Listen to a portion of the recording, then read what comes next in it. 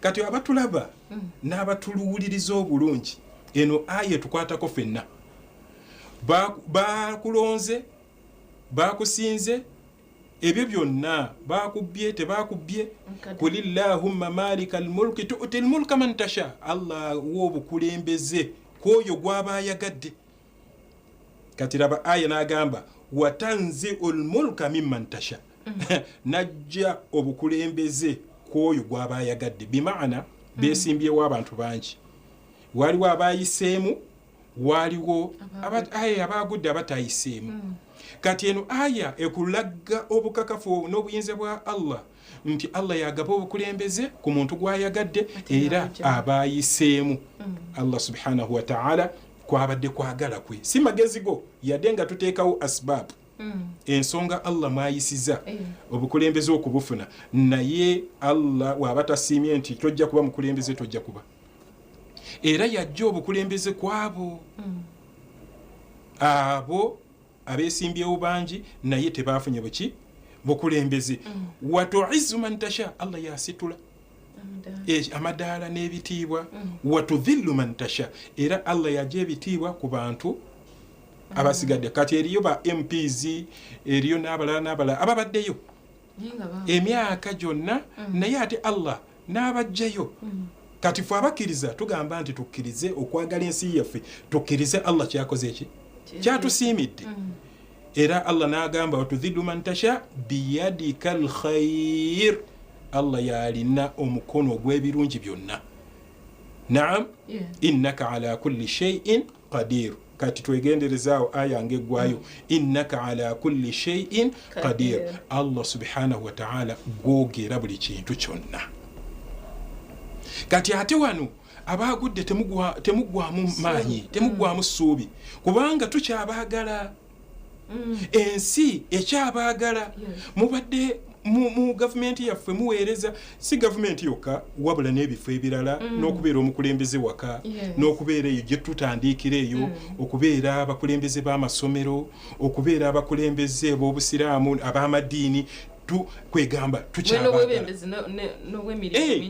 kasita tutegeera ekyo nti Allah yagaba obukulembeze ate yajja ku bukulembeze tubeere nga tuwa amaanyi bano abakoze eki Allah bawadde obukulembeze we tuba twagala ensi yaffe mujjukire topiki yaffe hubbul watan okwagala ensi yaffe kati tubeere nga bano abayiseemu Allah bawadde obukulembeze tubawa amaanyi bwe tuba twagala ensi yaffe okugenda mu maaso Rasulu sallallahu alayhi wa sallam atulaga hubbul watan okwagala obukulembeze batugamba nti lamma ضرب نبي بمعنى ضرب نبينا محمد صلى الله عليه وسلم مثال رسول yatukubira omufano gw'okwagala ensi ye bali abakuraish bali nga baagala ave mu Madina mu kibuga Madina mwazaalibwa fakad waqafa inda khurujihi min Makkah al-Mukarrama muhajiran ila al-Madina nagamba ebigambo bino nabi bwasenguka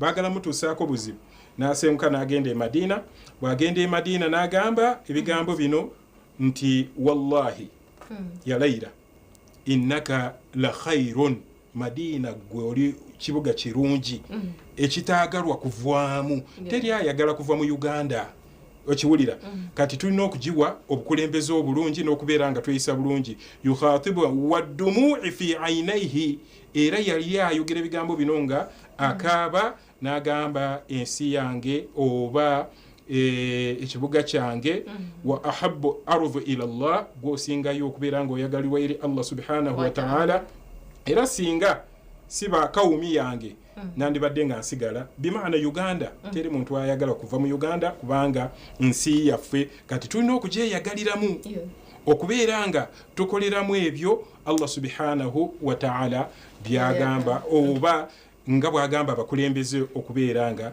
tweyisa naye hajati Hawa abantu bateeseewo embeera abamu mu maka abamu ab'emikwano bakyawaganye ku mirimu abamu bakyawaganye mu mbeera zaffe zonna Allah atugamba ati nedda yadde obukulembeze bwe buli nze Allah nonda abakulembeze era Allah n'atulabula mu surati al-A'rafi aya eya 5 بعد أعوذ بالله من الشيطان الرجيم بسم الله الرحمن الرحيم ولا تفسد في الأرض بعد إصلاحها ودعوه خوفا وطمعا إن رحمة الله قريب من المحسنين الله gamba nti bannaye temuonoona ensi oluvannyuma lw'okutebenkera. Allah yatonda ensi eno n'agitebenkeza, tayagalamu mivuyo, tayagalamu kuyuwa misaayi, tayagalamu kubeera nga ensi tubeeremu nga tutya Allah khawfan wa tam'a, kuteeka mateeka ga Allah mu nkola na kukolagana n'abantu. Kati be bawadde obukulembeze tukolagane n'abantu kubanga ffe abakulembeze Allah balonze, olina okukulembera abakulembeze bulungi ng'obawa ebyo ebisaanidde okubawa. Omukulembeze mbweno mwebembezi ayina kwebembera abantu boona. Sigamba nti oba ono teyanonze kati nkuwaako ekyokulabirako. Bwabaddemu obwa pulezidenti, kulonda pulezidenti kasita bakulayiza n'olayira oli w'abantu bonna. Gwe omukulembeze oli ku top, oli w'abantu bonna era weerabira biri ebibaddewo mu kibiina kino kati gwoba ofuuse mukulembeze w'abantu bonna kubanga abantu bonna bagenda mu malwaliro. Kati olina okuzimba amalwaliro. Ono abadde owa NUP, owa NRM n'abalala bonna bakozesa ebyo. Olina okubizimba amasomero, amazzi amayonjo, enguudo ennungi, saavisi zonna oteekeddwa okubeera omukulembeze. Lwaki? Awo oba oyingidde mu hubbul watani, okwagala ensi yo. Naye oba tobikoze ogamba nti ono sijja kubagira bakibiina kino. Ffenna tuli kimu kubanga bakulembeze bonna. Kati saavisi yonna oba wabaddewo ebibiina ebyenjawulo oteekeddwa. Obusiraamu ffe butusomesa bwe bakulonda ku bukulembeze oli mukulembeze akulembera abantu bonna.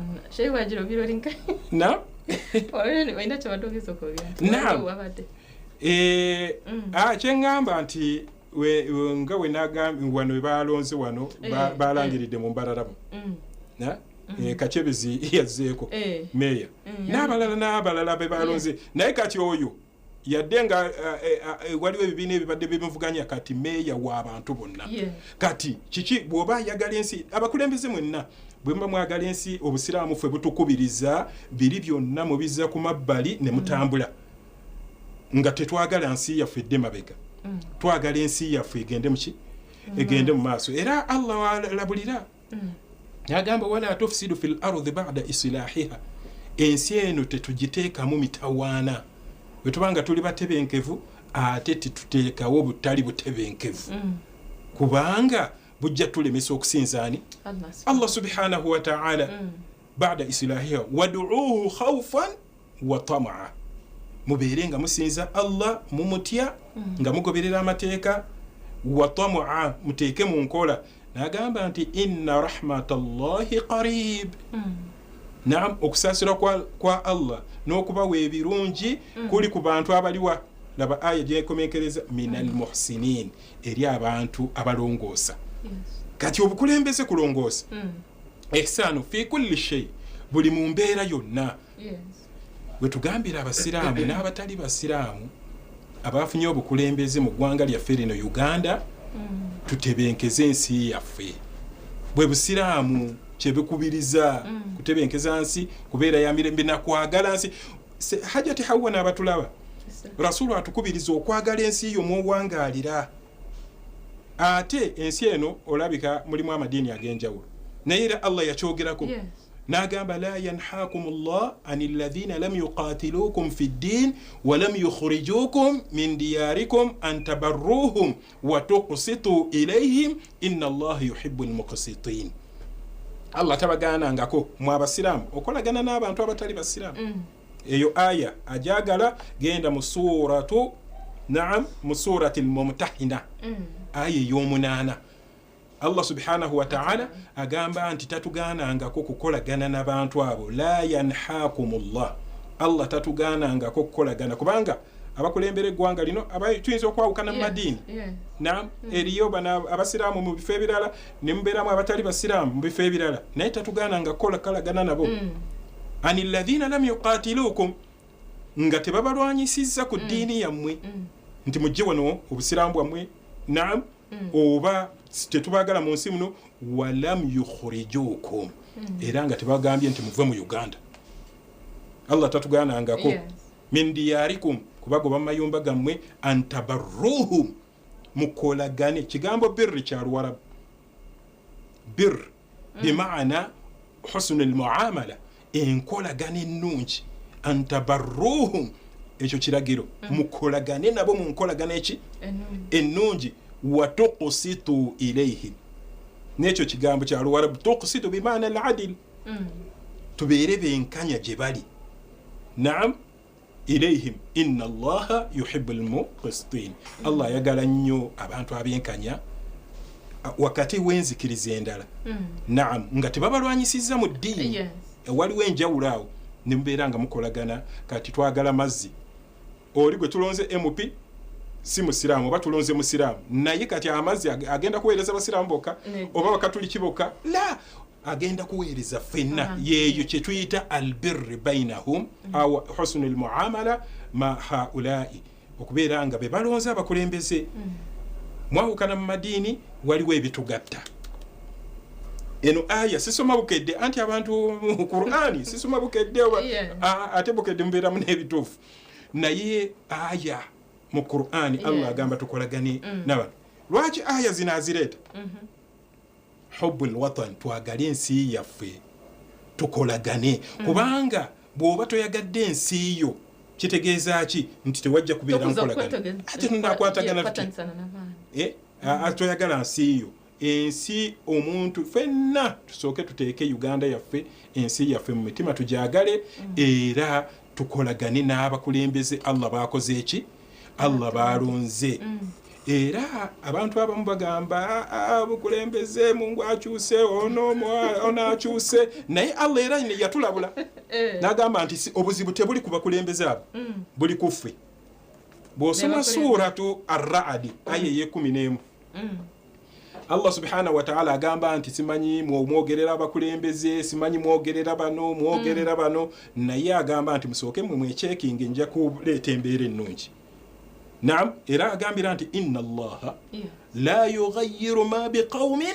hatta yughayyiru ma bi anfusihim buli akuba kerere buli abeera nti simu mativu Allah yagamba nti inna allaha inna harfu tawkid wa nasbi ekakasa nsonga nti mazima Allah yatonda eggulu n'ensi la yughayyiru ma biqaumin tasobola kuleeta mbeera mu Uganda oba tasobola kukyusa mbeera mwe gye mwagala hatta yughayyiru ma bi anfusihim okujjako nga mumukyusizza nammwe mu mbeera kati Allah atunuulira n'agamba ffe twagala kino naye abagamba okwagala kino baagala bukulembeze bulungi oba baagala bukulembeze bwe baagala nga tasaala oba tasinza Allah subhanahu wa ta'ala riba efuuse riba okubeera nga okuloga na shiriki efuuse shiriki mu Uganda muno shiriki bukumpi buli mu district osangamu ba mushirikun shiriki okugattako Allah okusinza ebitalyani Allah subhanahu wa ta'ala okugenda mu mizimu okweraguza ebyo byonna Allah agamba nti mwagala bino mbawe ebirungi naye musooke mwekube mu tochi musooke mweterezi we munetereza buli kimu nasaba nja kola eyo surati Ar-Ra'd ayagala okutunulawo genda otunulewo kati gwogamba nti kino sooka wekube mu tochi naye nze bwe bampa obukulembeze nange mbikola ekyokubiri wekube mu tochi mateeka ga Allah gateeka mu nkola bwe tuba tutegateeka mu nkola tosuubira ekyo Allah kukikyuziza mbeera mbi nnungi ajjewo aleete embi oba ennungi embi ajjewo aleetewo ennungi okujjako nga tumaze kwetereeza ne tutegeera Katonda eyatutonda nabwekyo abaddu ba Allah subhanahu wa ta'ala tubakubiriza nga nange naffe tetwereseeyo tuli mu studio wano okubeera nga tubakubiriza mwagale ensi yammwe bannaye hajati Hawa abantu abamu bayinza okubira bawubi naye Uganda tubadde alhamdulillah yadde ebimu bikyabulaabulamu naye teriimu ntalo ekyo tukyebaliza Allah subhanahu wa ta'ala era mu bigambo bya rasul mu hadisi yawo ekisibwa nabbi Muhammadin sallallahu alayhi wasallam amakulu gaayo yagamba nti omwana Adamu bw'abukeesa ng'alina kyaliisa abantu be n'abukeesa ng'omubiri gwe talina wamuluma ekyokusatu n'agamba nti n'abukeesa nga ensi ye erimu emirembe Allah aba akuwadde ebirungi eby'ensi eno yonna kitegeeza ki nti omuntu okwagala ensi yo kyabukkiriza okwagala ensi yo tutunulire ensi ezirimu entalo ng'omuntu n'okusaala obusaazi tosobola kujja kusaala ku muzigiti naam kati omuntu ayinza ogamba sekobagamba ki naye nga kyekyo Allah kyageze kubanga Allah subhanahu wa ta'ala yageze era mu hadithi al-Qudus Allah subhanahu wa ta'ala agamba nti ya ibn Adam law ijtama'a al-ins wal jinn ala an yadhurruka fala yadhurruka illa bi shay'in katabahu Allah lak wa law ijtama'a al-ins wal jinn an yanfa'uka fala yanfa'uka bi shay'in illa bi shay'in katabahu Allah lak tiensene nibwe kungane etya ngwa abantu bekunganyiza okutuusaako obuzibu tebasobola bukutuusaako okujjako ekyo Allah kyakoze eki kyageze ate nibo mukungana mutya nga mwagala mu ekyamu kyekiba kiyitamu tekisobola kukiyitamu okujjako Allah ng'akoze eki eyo obwo bwe bukkiriza bw'omwana Adamu manyeshe onkoku wagirango bwebembezi buri hamwe hona abebembezi b'eddiini abembezi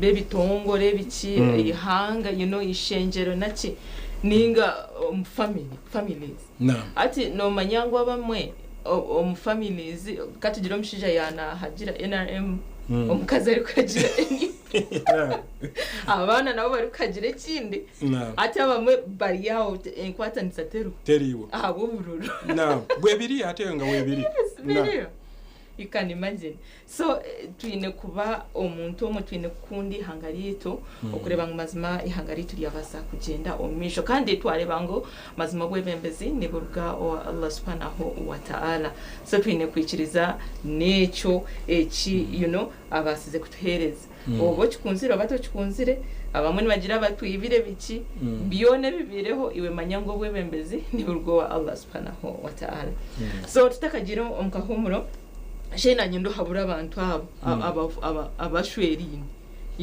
mbweno bacyankaranize bari yaho bawabulemu tugende mukawo naam barakallahu fikum wa jazakumullahu khairan okuwabulamu tukitegeere nti nga ayati zetulabye nti okulembeze buva wa Allah ekyokubiri nti ensi tekomye wano Uganda tekomye wano kubanga obukulembeze waliwo nze obukulembeze obwaliwo tetwaliwo nze bukulembeze buno bwembaddewo kati Uganda era esigala egenda muki egenda mu maaso kati bw'obanga toyiseemu nakyo kyebalize Allah muntu ayinza ogamba ati nebaza ntya Allah ngate fe abakiriza tugamba nti rasulu yeewonya ajaba rasulu agamba mu hadithi Imam Muslim qala sallallahu alayhi wa sallam ajaba ahwali almuslimu rasulu agamba nti yeewunya embeera z'omukkiriza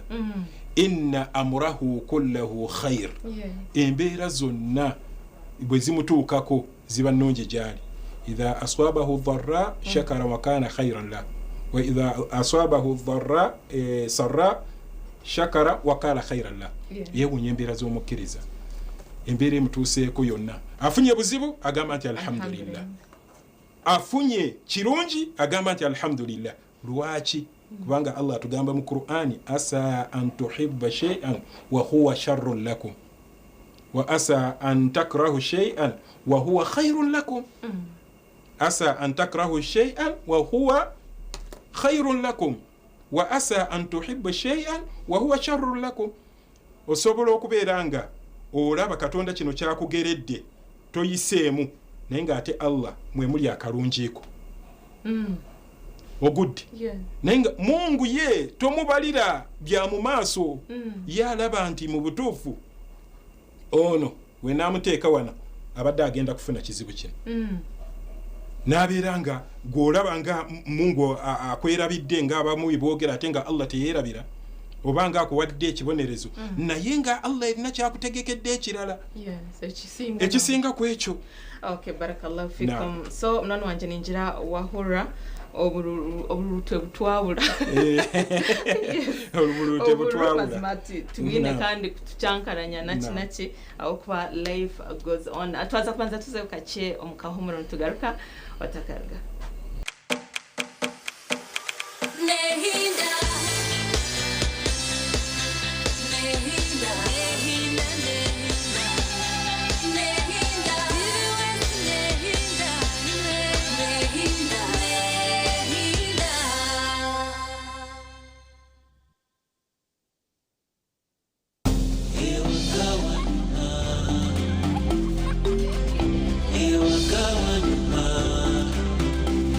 Welcome home to entertainment,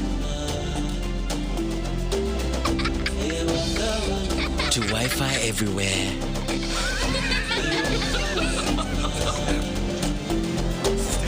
to high-speed internet,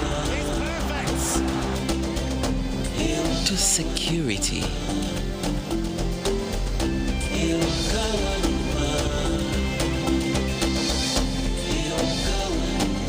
to first-class support.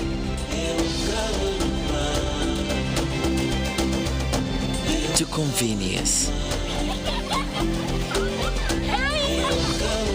Welcome home to MTN Wakanet, superior internet for every home. Visit www.mtn.co.ug/Wakanet. Welcome home. Together, we are unstoppable.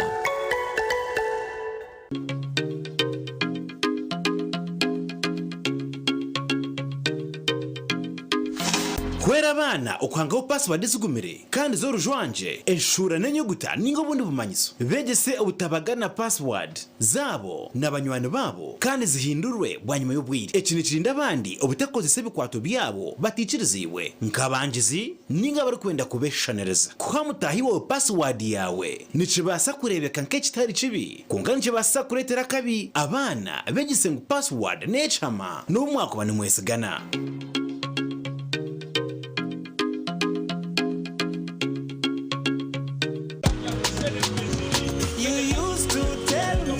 I don't make you happy. All that time you would be complaining. I'll call you every day. Yeah, yo, baby, don't know. You can now get all the Chibuzi out with MTN voice bundles. Call all networks. Kubei Dondoro.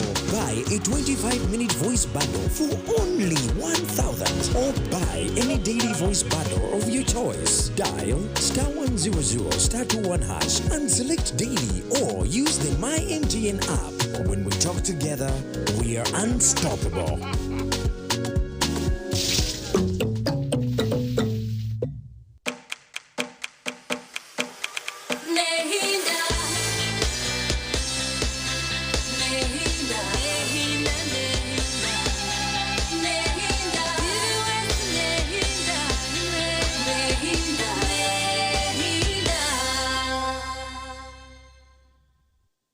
Alaikum wa rahmatullahi wa barakatuh. Wa alaikum salam wa rahmatullahi wa barakatuh. Amnan wanje na kwachira mukahumurako deka tugumiza na program itu nyamrunji program ya Islam live aha on TV West Studios nchine mo Sheikh Umar Muchere amushomesa wa Shoda Islamic Secondary School kantiren tureba ahanshonga nkuru munonga ekwatirine nana okukunda ihangarito 2025 munonga okunda ihangarito abokuba ni kimwe ombuyikiriza bwawe. Yes, edinet jirango mazima twine kukundi hangarito abokuba it is part of your faith. So atware bangu atwine kwe tantare bintu obururu deka bukoma yes obumo buriyo mugendo misho kokakande tukwatanise tugendo misho amagaragaze omisho kitari echo mwene muza kuitwa stress muzom depression mushange wallahi abantu biniga you know no shanga babirenzi ya munonga. So twine kwikiriza ekyo Allah kyatuhiire abakuba bwebembezi nduruga owa Allah subhanahu wa ta'ala haza tukwatanise nabo amagara gabase kugenda omisho. So shaina nyendo gambe ahanshonga eya mwen twine kuba tukwatanisa tuta na nabandi bwanyuma y'akaroro. Naam, barakallahu fikum wa jazakumullahu khaira.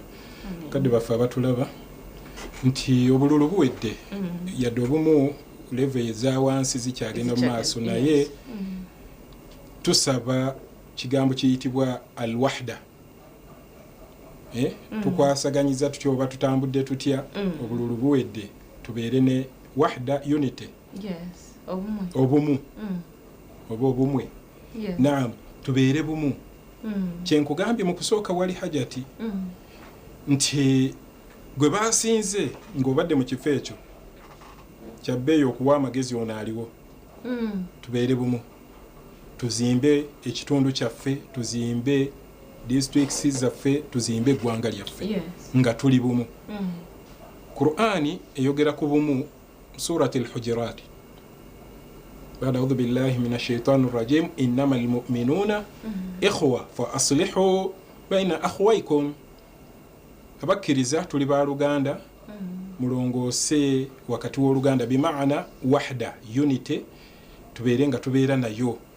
Teriyo hajati hawa kintu okutambula eggwanga okutambula nga tweyuzayuza ng'ebitundu byeyuzayuza abantu tebakwatagana awo tewali kurugira kimwe hansi manyi omumaka bwekiri buli kimwe kyona nkyetenga anti gavumenti kyeki fe abantu kubanga somesa abaana gavumenti be bantu kati abantu okutandikira ddala va ku bino nti kulonda bino byokulembezebwa ggwanga kutandikira ddala bwe tuba twagala okubeera n'eggwanga eddungi kutandikira ddala waka waffe mu maka gaffe fo tuzimba ebyalo byaffe fo tuzimba district fo tuzimba eggwanga kati tubeere bumu. Busiraamu bukubiza okubeera obumu. Awatali bumu mwe mulaba ebintu bitambula. Awatali bumu tewali nkulaakulana. Kasito osanga oba kampuni oba ekitongole kyonna nga mulimu okweyuzayuza enkulaakulana tetera kutambula. Naye kasita mubeera nga bumu abakulembeze ne muteeka abantu awamu ne mubeera nga buli kye mukola mwebuuza buli omu okwebuuza ku munne kiba kitwala eggwanga lyaffe mu maaso n'embeera zaffe mu maaso. Ekyo kye kisooka okubeera obumu. Tubeere bumu. Ekyokubiri nti tulage oluganda lw'obuntu.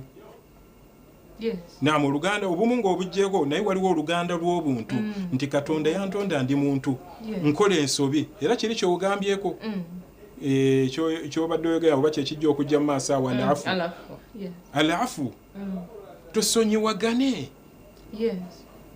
Ebimu nkuwa hajati hawanga bw'obuuzizza makubo ki buwedde abakulembeze abalwiseemu tulina okukola tutya alafu okusonyiwa abakuba bamwe bezumire hajati hawa abantu ne mu maka mulimu abamu abanobye ono awagira kirina kino ono awagira kino omusajja n'agoba omukyala oba omukyala n'agamba nze ngenze olw'okuba nti olina gw'owagira oli oba taata n'akuba abaana waka nga balina bye bawagira muwagira mutya bati kati ebyo byonna obusiraamu bukubiriza tubyewale tubeere nga tusonyiwa.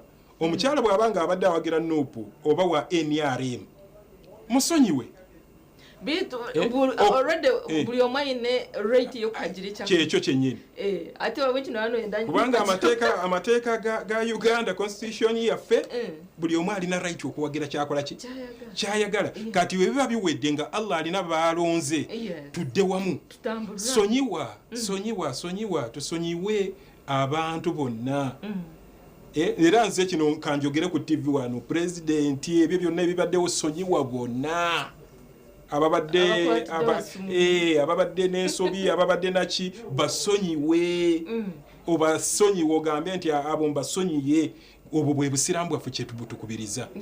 N'abamu abakulembeze ab'ebitundu ebirala wabanga waliwo omuntu kyakoze musonyiwe kubanga bwe busiraamu. Allah atugamba mu Qur'ani ey'ekitiibwa بعد أعوذ بالله من الشيطان الرجيم وسارعوا إلى مغفرة من ربكم وجنة عرضها السماوات والأرض أعدت للمتقين الذين ينفقون في السراء والضراء والكاظمين الغيظ ونولي تشنيوسيكم سونغي يوكسونيوا والكاظمين الغيظ والعافين عن الناس والله يحب المحسنين.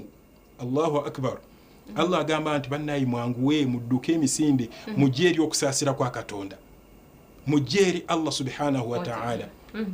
Baani be yayogerako abajja okusaasirwa abawaayo mu kkubo lya Katonda eddiini etambule okubeera nga twawula Allah subhanahu wa ta'ala tusinza omu yekka alladhina yunfiquuna fi sarra wadharra bawaayo mu bwangu ne mu buzibu.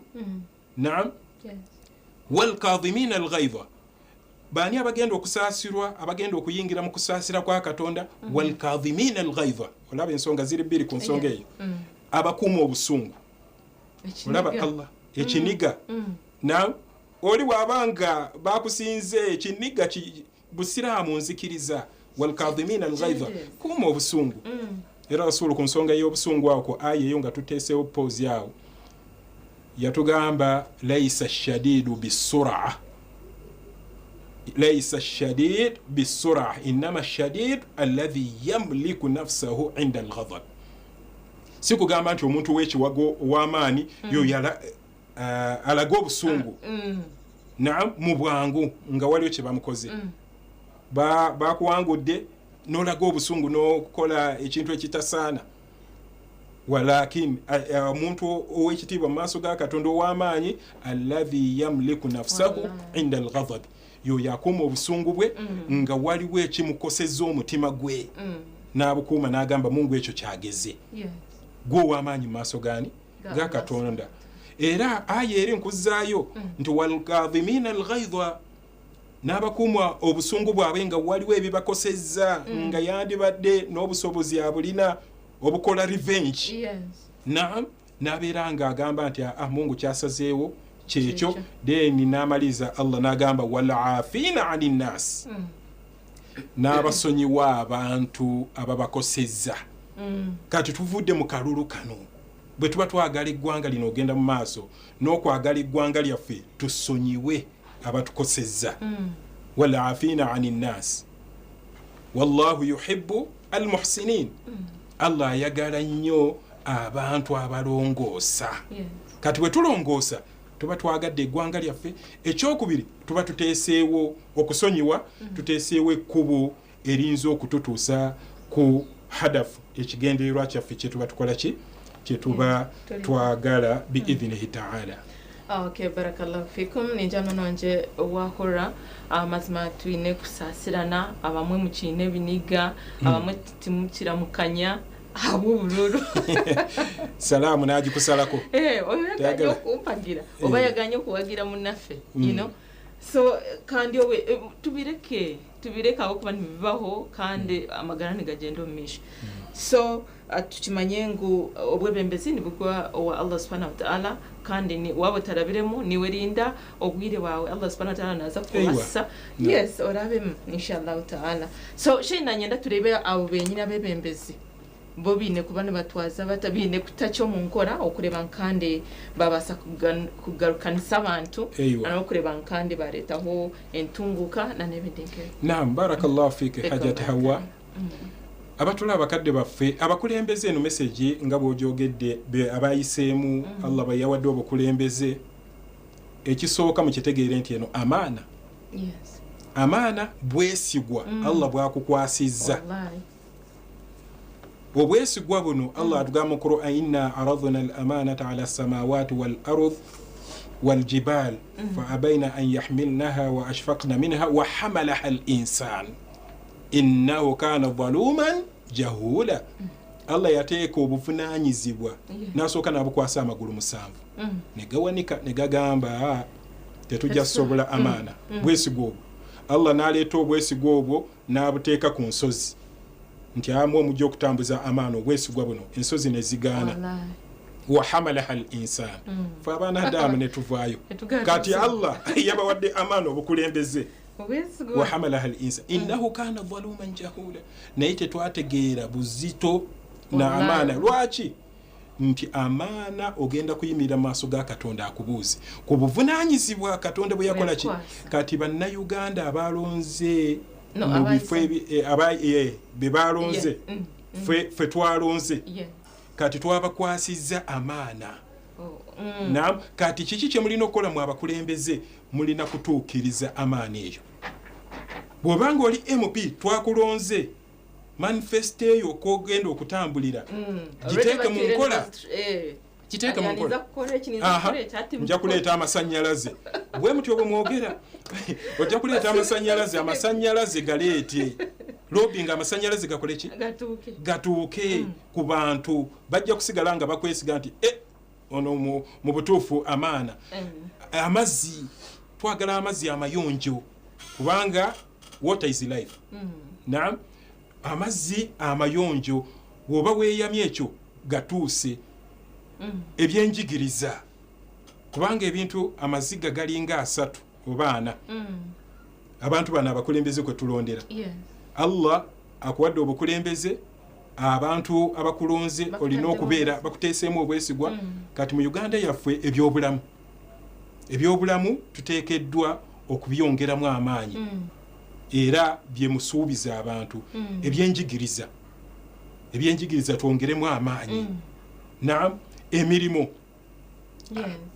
twongeremu amaanyi bwe tubanga twongeddemu amaanyi n'abaana baffe tebajja kugenda bweru kukuba kyeyo nakye bajja kusigala mu Uganda wano kati ebyo byonna obwesigwa tubutuukirize gwe balonze ku bukulembeze Allah bwe yawadde obukulembeze tuukiriza amaana era abamu baludde mu bukulembeze emyaka ebisanja n'ebisanja na MP ne bamulonda naddayo lwaki abakolera abantu be batakoledde Allah bwatyo bwageze abantu bayinza okuba bakujjeeko ne bagamba katuwa omulala nabwe ekyo amaana nsonga nkulu nnyo obwesigwa obwo tubutuukirize ekyokubiri abakulembeze mwenna mutye Allah mutye Katonda yabatonda oyinza okulowooza nti gwe oli memba wa parliament oba okulonze ku bwa kansala oba ku bwa presidenti oba ku bwaki byonna mutiiremu Allah kubanga moto yaffe egambye etya eya Uganda for God and my country Katonda n'ensi yange olaba bw'okulembeza Katonda tosobola kweyawula ku Katonda tutye Allah mu by'okuweereza abantu abatulonze tutegeere nti bano abantu fo tubatwala Allah atuwadde chance eyobakulembera tulina okubayisa obulungi tulina okubawa ebyetaagisa buzibu ki abantu bano bwe bafuna era tusigale nga abakulembeze tuwabulwa kigambo kuwabulwa kiri kya mu Lunyankole abantu bakitegeere bulungi eiwa kubanga MP oba omuntu gwokiikirira olina kudda ofune ebirowoozo byabwe obizeeyo kubanga baagala birungi kati obusiraamu butukubiriza nti tubeere nga tuwabulwa Rasulu sallallahu alaihi wasallam atugamba ad-diinu nasiha ene eddiini eno yakwebuuliragana nayo ne bamubuuza qaalu liman twebuulira kuki ya Rasulallah n'abagamba lillah mwebulire ku Katonda mumusinza mutya mumutegeera mutya wali rasulihi n'omubakaawe empisa ze zaali zitya mu by'obukulembeze wal a'immatul muslimina wa ammatihim kigambo ekisembayo ekyo n'okweyigiriza abakulembeze b'obusiraamu n'ebyo ebikwatagana ku mbeera z'abantu bonna kati omukulembeze beeranga okkiriza okuwabula n'abakuwabula obeerenga obawuliriza webeeranga ensonga ebatwala mu maaso obeerenga ogitwala mu maaso webeeranga ati nzibo ogamba nti bannaye n'ensonga tujagala naye esigira erindirirako okwo kwe kubeera nga tutambuza obukulembeze bwabwe abakulembeze abasinga obungi tebaagala kuwabulwa kati buli lw'otaagala kuwabulwa oba oli manager oba oli director oba oli headmaster wa ssomero oba oli okulira factory oba oli semaka gw'omukyala oba omusajja waka bw'oba toyagala kuwabulwa oyinza okufuna obuzibu so okuwabulwa kuno omukulembeze ofuna engeri gy'okukola ki ofuna engeri gy'okulemberamu n'otuusa ku bantu biki ebikola ki ebyetaagisa nabwe ekyo bakadde baffe abatulaba nti tugezeeko ekisooka tukuuma obusungu ekyokubiri tusonyiwe okusonyiwagana ekyokusatu tutuukirize amaana abakulembeze ekyokuna tukkirize okuwabuluwagana wakati waffe n'okubeera obumu kyetujja okutwala eggwanga lyaffe mu maaso n'embeera zaffe societies zaffe zibeere nga ziwangaala bulungi insha allahu taala. Okay, barakallahu fikum. Njana nanje wahura mazima twine kufai mnonga okureba ngu ebyo bintu byona twabita omunkora tubase kugenda omisho kurungi mnonga hamwe no kureba kandi habaho entunguka omaka gitu nana omwihanga lyetu inshallah taala. Yes, abitu kugira ngo twenda kandi kuguma twine kukwata nsomo mu bintu bitari bimwe na bimwe nambwe nyenda kwezusya ngo umunwani wanje kitongole kitwe cya Hawa Saleh Foundation.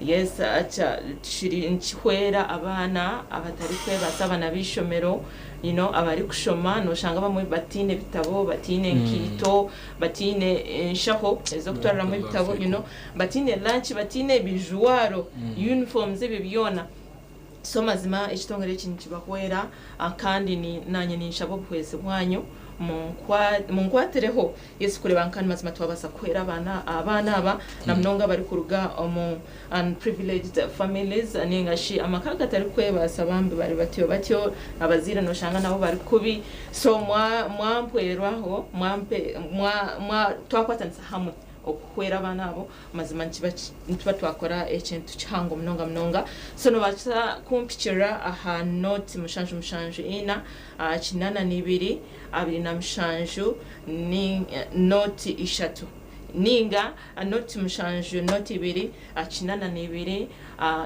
na mkaga nkaga nina enambezo no basa kumpitira kurungi mnonga tukagamba yes kandi tukubasa kugira okutwahwera abana aba okureba kandi bagaruka ishomero bine ekibine inshallah taala.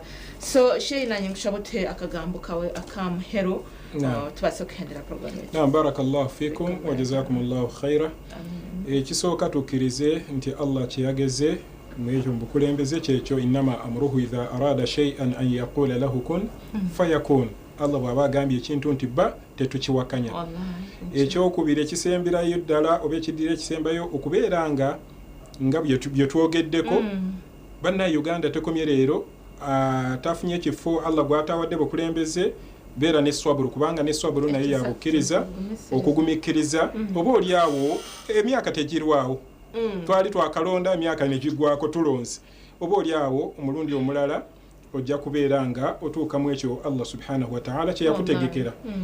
Twagale eggwanga lyaffe nsembayo kubeera nga mbagamba nti twagala obusiraamu bukubiriza okubeera nga twagala eggwanga lyaffe era tutebenkeze eggwanga lyaffe tusinze Katonda waffe nga tumusinza bulungi era nkubiriza abawalimu namukusingira ddala abawalimu ba county sheikhs ba kadhes bonna kubeera ba imamu tubeere nga tusomesa abantu okubaagalisa eggwanga ekyokubiri okukwatagana deni basomese n'abantu okubeera nga basonyiwagana kubanga oluusi ayinza obutabeera ku TV saawa zino naye imaamu oba awukooli tusigezeeko okubeera nga tusomesa abantu bwe busiraamu bwaffe era nenjizigirizayo ekitiibwa Nabbi Muhammad sallallahu alaihi wasallam. Nabbi yali mulungi, yali ayagala mirembe era yali akubiriza abantu okubeera emirembe. Tubagaliza emirembe era nange mbagaliza emirembe. Tusaba Allah subhanahu wa ta'ala ebitatambudde bulungi Allah tusonyiwe kubanga tuli baana Adamu era tumusobya era Rasul nga bwe yagamba kullu ibnai Adam khata buli mwana Adamu anyiza Katonda akola ensobi wa khairul khata'ina at-tawwabun. Naye abaana Adamu Allah baddiramu bebo abategeera ensobi zaabwe ne babeera nga batereza baddere Allah subhanahu wa ta'ala. Mbagaliza birungi byerere sigadde yenze yaje tehawa okay barakallahu fikum ninjira ebigambo birungi wabikura ebya Sheikh Umar Muchere umushomesa wa Shoda Islamic Secondary School nakaterekeka abaana abazadde abatulaba nti betegeka okuzaayo abaana by the way manya nico nanije turugo mu ruwanjo eby'uburure abana bazagaruka ishome benda beagala school fees bagala ki mutegeke okuzaayo abaana ku ssomero kati nga ku ssomero kwensomesa Shohada tuvere kwegamba tutegese bulungi abaana okubalisiibinga obulungi biidhinillah muleta abaana ne masomero amalala mutwala abaana naye abazadde muberenga okusomesa omwana kikolo nnyo biidhinillah ta'ala. Okay, barakallahu fikum. So hana sigaran hawa sali Musa na nyina Sheikh Umar Muchere umushomesa wa Shoda Islamic Secondary School obitaturo ntireba ahanshonga eyo kunda ihanga ryitu ahabo kuba ni kimwe ahabwikiriza bwawe twaza kubendeza okarara kuronje wa hada assalamu alaikum wa rahmatullahi wa barakatuh.